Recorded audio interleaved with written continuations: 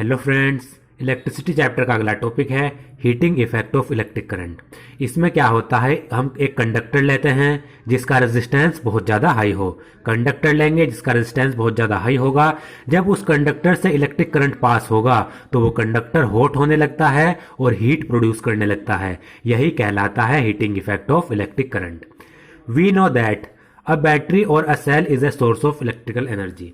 हम जानते हैं बैटरी या फिर सेल इलेक्ट्रिकल एनर्जी का सोर्स होती है। ये इलेक्ट्रिकल एनर्जी प्रोवाइड कराती है। The chemical reaction within the cell generates the potential difference between its two terminals that sets the electron in motion to flow the current through a resistor or a system of resistor connected to the battery। तो cell के अंदर जो chemical reaction होती है उससे cell के जो दो टर्मिनल हैं उनके बीच में पोटेंशियल डिफरेंस जनरेट हो जाता है। मान लीजिए ये हमारी सेल है, ये नेगेटिव टर्मिनल और ये पॉजिटिव टर्मिनल। तो सेल में जो केमिकल रिएक्शन होगी उसके कारण इन दोनों टर्मिनल के बीच में पोटेंशियल डिफरेंस जनरेट हो जाएगा और इस पोटेंशियल डिफरेंस के कारण पूरे सर्किट में इलेक्ट्रॉन का मोशन स्टार्ट हो जाएगा, यानी इलेक्ट्रॉन मूव करने लगेंगे। जैसे मान लीजिए ये हमारी सेल है, इससे ये हमारा रजिस्टर एक जुड़ा हुआ है। एक भी हो सकता है या एक से ज्यादा भी रजिस्टर हो सकते हैं। तो सेल के अंदर केमिकल रिएक्शन होती है। इस केमिकल रिएक्शन के कारण सेल के जो ये टर्मिनल है, नेगेटिव टर्मिनल और पॉजिटिव टर्मिनल, इन दोनों टर्मिनल के बीच पोटेंशियल डिफरेंस जनरेट हो जाता है और इसी पोटेंशियल डिफरेंस के कारण जो ये हमने रजिस्टर लगाया है इससे इलेक्ट्रॉन का मूवमेंट स्टार्ट हो जाता है। अब आपको पता है electron negative to positive terminal move करेंगे, यानी इधर से नेगेटिव से पॉजिटिव की मूव करेंगे और जब एक बार इलेक्ट्रॉन का मूवमेंट स्टार्ट हो जाएगा तो उसके ऑपोजिट करंट फ्लो करना स्टार्ट हो जाएगा। तो रेजिस्टर में पहले इस पोटेंशियल डिफरेंस के कारण रेजिस्टर से इलेक्ट्रॉन का मूवमेंट स्टार्ट हुआ, उससे करंट प्रोड्यूस हुआ जो करंट इस रेजिस्टर से पास करेगा। We also seen in section 12.2 that to maintain the current the source has to keep expanding its energy। और हमने ये भी पढ़ा है कि करंट को मेंटेन करने के लिए किसी भी सर्किट में जो सोर्स होता है, सोर्स हम यहाँ पर सेल या फिर बैटरी का इस्तेमाल कर रहे हैं, तो सर्किट में करंट को मेंटेन करने के लिए जो सेल या फिर बैटरी है उसको अपनी एनर्जी लगातार खर्च करनी पड़ती है, लगातार एक्सपेंड करनी पड़ती है। Where does this energy go? अब जो सेल या फिर बैटरी है वो लगातार अपनी एनर्जी खर्च कर रही है, तो ये बैटरी की जो ये एनर्जी है ये जा कहाँ रही है, ये इसमें क्वेश्चन उठता है। Part of the source energy in maintaining the current may be consumed into useful work like in rotating the blades of N electric fan. तो सोर्स की एनर्जी जो करंट को मेंटेन कर रही है, उस सोर्स की एनर्जी का एक पार्ट यूजफुल वर्क करने के लिए इस्तेमाल किया जाता है। सपोज करिए सोर्स की एनर्जी 100 जूल है, तो इस 100 जूल एनर्जी का एक पार्ट, मान लीजिए 10 जूल, 12 जूल या फिर 20 जूल, इस 100 जूल एनर्जी का एक पार्ट यूजफुल वर्क करने के लिए इस्तेमाल किया जाता है। जैसे कि इलेक्ट्रिक फैन होता है, इलेक्ट्रिक फैन के जो ब्लेड्स होती हैं उनको रोटेट करने के लिए सोर्स एनर्जी का एक पार्ट इस्तेमाल किया जाएगा। अब सोर्स की एनर्जी का एक पार्ट तो हमने यूजफुल वर्क करने के लिए इस्तेमाल कर लिया, बाकी बचा हुआ पार्ट, मान लीजिए 100 जूल में से हमने 20 जूल या फिर 30 जूल एनर्जी का इस्तेमाल पंखे को चलाने के लिए इस्तेमाल कर लिया, फिर भी हमारे पास सेल की 70 जूल एनर्जी तो बची हुई है। अब ये कहाँ गई? 30 जूल तो पंखे को चलाने के लिए इस्तेमाल कर ली, 70 जूल एनर्जी कहाँ गई? ये भी एक क्वेश्चन उठता है। Rest of the source energy may be expended in heat to rise the temperature of the gadget। बाकी बची हुई जो एनर्जी है, बाकी बची हुई जो सोर्स की एनर्जी है उसका इस्तेमाल गैजेट या फिर जो इलेक्ट्रिक अप्लायंस है उसके टेम्परेचर को बढ़ाने के लिए इस्तेमाल किया जाता है। अब यहाँ पर ये ले लेते हैं, मान लीजिए 100 जूल है हमारे पास, उसमें से हमने 70 जूल, क्योंकि यूजफुल वर्क में ज़्यादा होगी इस्तेमाल, 100 जूल एनर्जी है सोर्स के पास, उसमें से उसने 70 जूल एनर्जी का इस्तेमाल पंखे को चलाने के लिए कर दिया, बाकी बची उस पे 30 जूल। जो ये 30 जूल एनर्जी है इसका इस्तेमाल जो पंखा है उसको हीट करने के लिए, उसके टेम्परेचर को बढ़ाने के लिए किया जाता है। We often observe this in our daily life. इसको हम अपनी डेली लाइफ में भी देखते हैं। एग्जाम्पल के तौर पर an electric fan becomes warm if we used continuously for longer time etcetera. एक इलेक्ट्रिक फैन होता है, अगर हम उसको थोड़ी देर के लिए इस्तेमाल करते हैं तो कुछ देर के बाद वो गर्म हो जाता है। तो वो जो फैन है वो गर्म क्यों हो रहा है? क्योंकि जो बची हुई एनर्जी है वो उसका टेम्परेचर बढ़ाने में हीट के रूप में इस्तेमाल की जा रही है।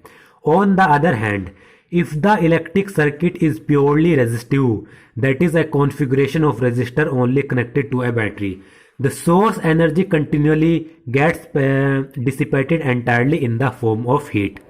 दूसरी तरफ जो हमारे पास अगर इलेक्ट्रिक सर्किट है और वो इलेक्ट्रिक सर्किट पूरा का पूरा रेजिस्टिव है, यानी उस इलेक्ट्रिक सर्किट में सिर्फ रेजिस्टर ही जुड़े हुए हैं, बाकी कुछ भी नहीं जुड़ा हुआ। जैसे ये हमारे पास एक रेजिस्टर यहाँ जुड़ा हुआ है, एक रजिस्टर यहाँ जुड़ा हुआ है, एक रजिस्टर यहाँ जुड़ा हुआ है। तो जो ये हमारे पास जो ये सर्किट है ये प्योरली रेजिस्टिव है। इसका मतलब इस सर्किट में सिर्फ रजिस्टर ही जुड़े हुए हैं और कुछ भी अप्लायंस नहीं जुड़ा हुआ। अगर इस प्रकार का हमारे पास जो सर्किट होता है तो उसमें जो सोर्स की एनर्जी होती है उसका इस्तेमाल लगातार हीट प्रोड्यूस करने के लिए ही किया जाता है। अगर हमारे पास सर्किट प्योरली रेजिस्टिव है तो जो ये हमारे पास सेल है जो ये एनर्जी प्रोड्यूस करेगी, उस एनर्जी का इस्तेमाल सिर्फ हीट प्रोड्यूस करने में इस्तेमाल किया जाएगा।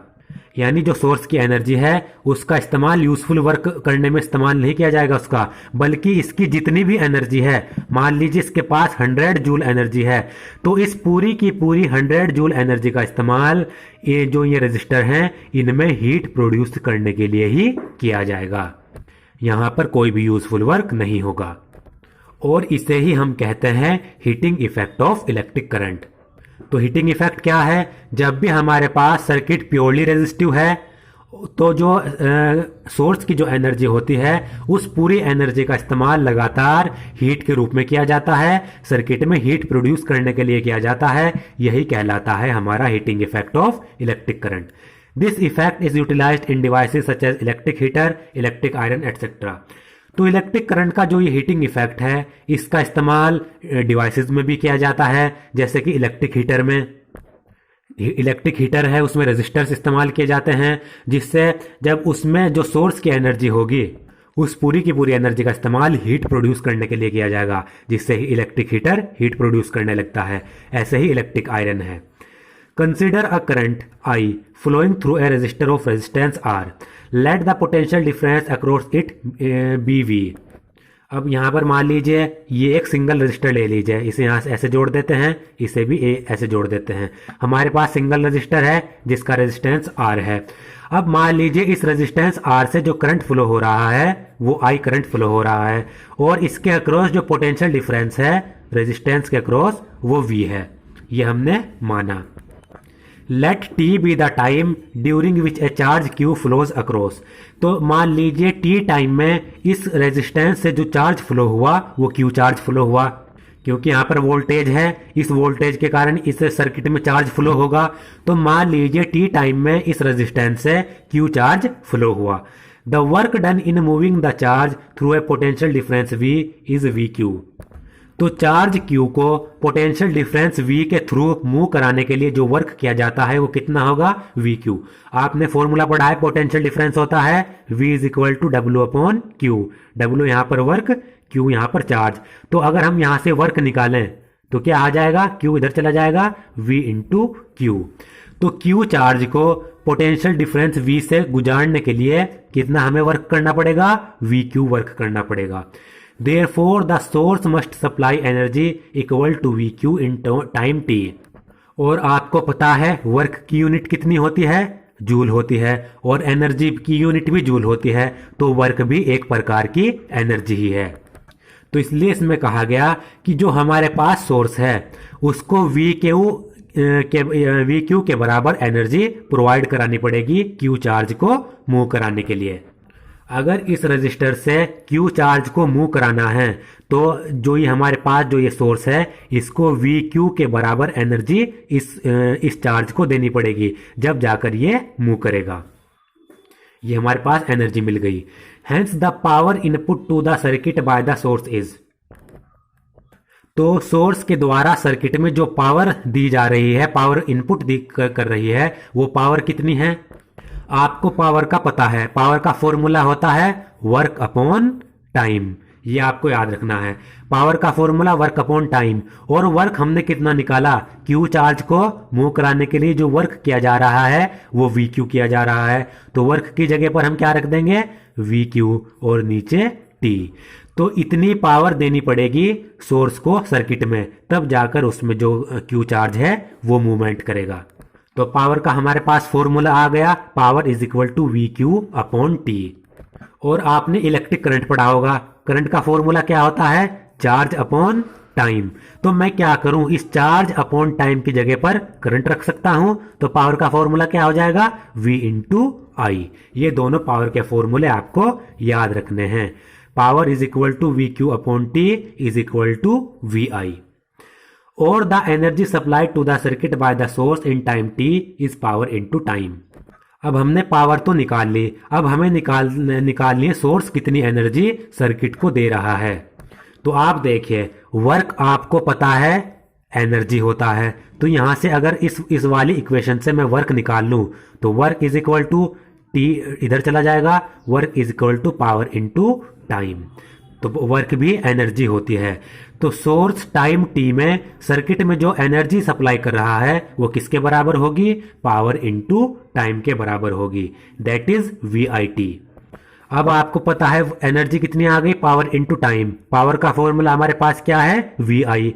इस पावर की जगह पर अगर मैं वी आई रख दूं कोई दिक्कत नहीं है, तो वी आई और टाइम पहले से ही है टी। तो कितना आ गया? एनर्जी हमारे पास आ गई V I T. What happens to this energy expended by the source? अब सोर्स जो ये एनर्जी खर्च कर रहा है, इस एनर्जी का क्या होता है? This energy get dissipated in the resistor as heat. जो ये एनर्जी हमने निकाली, यही एनर्जी रेजिस्टर में हीट के रूप में प्रोड्यूस होती है। Thus for a steady current I, the amount of heat H produced in time T. तो करंट I के लिए जो अमाउंट ऑफ हीट यानी H, हीट को हम किससे डिनोट कर रहे हैं? हीट, H से। तो amount of heat current I के लिए टाइम टी में जो प्रोड्यूस होती है वो किसके बराबर होती है? Heat is equal to V I T. तो ये आपको याद रखना है, इंपॉर्टेंट है। हीट का फॉर्मूला क्या होता है? V I T. अब मैं यहां पर क्या करूं, आपको ओम्स लॉ से पता है V is equal to I R होता है। तो अगर मैं V की जगह पर आई आर रख दूं कोई दिक्कत नहीं है, आई आर V की जगह पर रख दिया, आई टी हमारे पास पहले से ही है।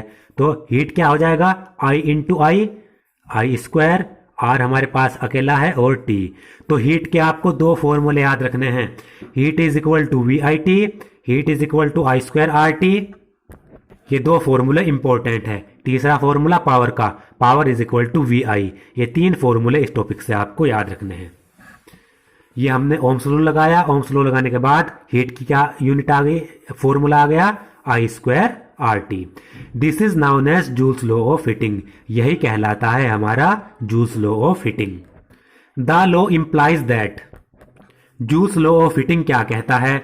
That heat produced in a resistor is first directly proportional to the square of current for a given resistance. तो जूल्स लॉ ऑफ हीटिंग कहता है कि किसी भी रेजिस्टर में जो हीट प्रोड्यूस होती है वो डायरेक्टली प्रोपोर्शनल होती है करंट के स्क्वायर के, यानी रेजिस्टेंस के थ्रू जो करंट फ्लो हो रहा है उसके स्क्वायर के डायरेक्टली प्रोपोर्शनल होगी। देख सकते हैं आप, जो हीट है वो डायरेक्टली प्रोपोर्शनल है करंट के स्क्वायर के। दूसरा, directly proportional to resistance for a given current.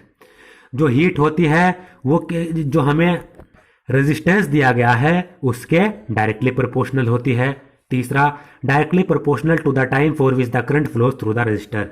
जो हीट होती है वो डायरेक्टली प्रोपोर्शनल होती है टाइम के, यानी जितने टाइम के लिए सर्किट में करंट फ्लो हो रहा है, रेजिस्टर के थ्रू करंट फ्लो हो रहा है, हीट उसके डायरेक्टली प्रोपोर्शनल होगी। यही कहलाता है Joule's law of heating. Heat directly proportional to current के square, heat directly proportional to resistance, heat directly proportional to time.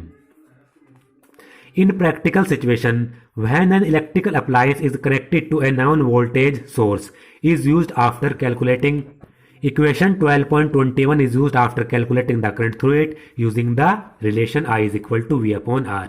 अगर हम प्रैक्टिकल सिचुएशन में हम पढ़ें तो जब भी कोई इलेक्ट्रिकल अप्लायंस किसी वोल्टेज के सोर्स से कनेक्ट किया जाता है तो हम सबसे पहले करंट को निकालते हैं। करंट निकालने के बाद इस इक्वेशन का इस्तेमाल करते हैं हीट को निकालने के लिए। अब ये एग्जाम्पल कर लेते हैं, इनसे ज्यादा समझ आ जाएगा। An electric iron consume energy at a rate of 840 vote when heating is at the maximum rate and 360 vote when the heating is at the minimum. तो एक इलेक्ट्रिक आयरन है, उस इलेक्ट्रिक आयरन की जब हीटिंग मैक्सिमम रेट पर की जाती है तो वो एनर्जी 840 वाट के रेट पर यूज करती है, और जब उस इलेक्ट्रिक आयरन की हीटिंग मिनिमम रेट पर की जाएगी तो वो 360 वॉट के रेट पर एनर्जी यूज करती है। और हमारे पास जो वोल्टेज दी गई है वो 220 वोल्ट दी गई है। तो हमें दोनों केस में, मैक्सिमम और मिनिमम के केस में करंट निकालना है और दोनों केस में रेजिस्टेंस निकालना है। अब आपको यहां पर देख सकते हैं, यहां पर 840 वोट दी गई है और आपको पता है वोट किसकी यूनिट होती है, वोट पावर की यूनिट होती है। पावर हमने क्या पढ़ा, power is equal to work upon time, और वर्क क्या होता है, वर्क भी एनर्जी होती है। तो जब हम एनर्जी को टाइम से डिवाइड करते हैं तब जाकर हमें पावर प्राप्त होती है। इसका मतलब क्या है, पावर एनर्जी का रेट है, क्योंकि आपको पता है जब भी हम किसी भी यूनिट क्वांटिटी को टाइम से डिवाइड कर देते हैं तो उसका रेट निकल जाता है। तो यहां पर हम एनर्जी को टाइम से डिवाइड कर रहे हैं, यानी ये एनर्जी का रेट है, और एनर्जी का रेट क्या कहलाता है, पावर कहलाता है। तो यहां पर भी एनर्जी का रेट दिया गया है, यानी पावर दी गई है, और पावर की यूनिट वॉट होती है, ये आपको याद रखनी है। तो आपको पता है पावर का फॉर्मूला क्या होता है, P is equal to VI, ये हमने अभी पढ़ा। तो अगर हम यहां से करंट की वैल्यू निकालें, करंट क्या हो जाएगा, I is equal to V नीचे चला जाएगा, I is equal to P upon V। तो पहला केस लेते हैं, जब हीटिंग मैक्सिमम रेट पर की जा रही है, मैक्सिमम रेट पर जब हीटिंग की जा रही है उस समय हमें पावर दी गई है 840 वोल्ट, और वोल्टेज तो हमारे पास दी गई है 220 वोल्ट। तो यहां से अगर हम करंट निकालें तो करंट कितना आ जाएगा, I इज इक्वल टू 840 यानी P अपॉन V, P 840 है, V 220 है। तो 840 को 220 से डिवाइड करने पर कितना आ जाएगा, 3.82 एम्पियर, यानी पहले केस में जो करंट आ रहा है वो इतना एम्पियर आ रहा है। अब हमें पहले केस में रेजिस्टेंस निकालना है, तो हमने ओम्स लॉ पढ़ा, V is equal to IR, R is equal to V upon I। हमारे पास वोल्टेज भी है और करंट हमने निकाल लिया है, तो इन दोनों वैल्यू को रख के रेजिस्टेंस निकाल सकते हैं। R is equal to V upon I, V 220 है, करंट 3.82 एम्पियर है, तो कितना आ जाएगा रेजिस्टेंस, 57.6 ओम। इसी तरीके से दूसरे केस में निकाल देंगे, जब हीटिंग मिनिमम रेट पर हो रही है उस समय पावर हमारे पास 360 दी गई है, वोल्टेज 220, तो 360 को 220 से डिवाइड करने पर इतने एम्पियर करंट आ गया। फिर से वही रेजिस्टेंस V अपॉन I, 220 को इससे डिवाइड कर देंगे, 134.15 ओम रेजिस्टेंस आ जाएगा। Example 12.11, 100 joule of heat is produced each second in A 4 ohm resistance. एक हमारे पास 4 ओम का रेजिस्टेंस है, उसमें हर एक सेकेंड में 4 ओम रेजिस्टेंस में हर एक सेकेंड में 100 जूल हीट प्रोड्यूस हो रही है। तो हमें find the potential difference across the resistor, resistor के अक्रॉस पोटेंशियल डिफरेंस निकालना है। तो हमें गिवन वैल्यू क्या है, हीट दी है यानी H 100 जूल दी गई है, रेजिस्टेंस हमारे पास 4 ओम दिया गया है, टाइम दिया गया है 1 सेकेंड, क्योंकि हर एक सेकेंड में 100 जूल, तो टाइम कितना हुआ 1 सेकेंड। V हमें निकालना है, तो हमने जूल्स लॉ ऑफ हीटिंग से पढ़ा है, हमारे पास क्या है, H is equal to I square R T, और हमने हीट का एक और फॉर्मूला पढ़ा H इक्वल टू VIT। तो ये फॉर्मूला हमारे पास टाइम भी है, इस फॉर्मूले में हमारे पास ना तो I है ना V है, तो ये फॉर्मूला तो हम नहीं लगा सकते। इस फॉर्मूले में हमारे पास रेजिस्टेंस भी है, टाइम भी है, हीट भी है, तो इस फॉर्मूले का इस्तेमाल करके हम करंट निकाल सकते हैं। तो I क्या आ जाएगा, I square is equal to RT नीचे H अपॉन RT। तो यहां से अगर I की मैं वैल्यू निकालूं, यहां पर स्क्वायर है तो I इज इक्वल टू इधर अंडर रूट में आ जाएगा H अपॉन RT। तो यहीं पर ये दिया गया है, यहां से I क्या आ गया, under root H upon R T, और H की वैल्यू हमारे पास कितनी है, H है हमारे पास 100, R हमारे पास 4 है, टाइम T है। तो 4 से अगर 100 को डिवाइड करूं 25, तो H आ गया रूट 25, रूट 25 कितना होता है 5। तो जो हमारे पास करंट है I करंट आ गया 5 एम्पियर। अब आपको ओम्स लॉ पता है, हमारे पास करंट भी है और हमारे पास रेजिस्टेंस भी है, तो सीधा ओम्स लॉ लगाइए, V is equal to I R, V is equal to I R लगाकर पोटेंशियल डिफरेंस निकल जाएगा, I 5 एम्पियर, R 4 ओम, तो वोल्टेज 20 वोल्ट आ गई। तो इस तरीके से हमने पोटेंशियल डिफरेंस निकाल लिया।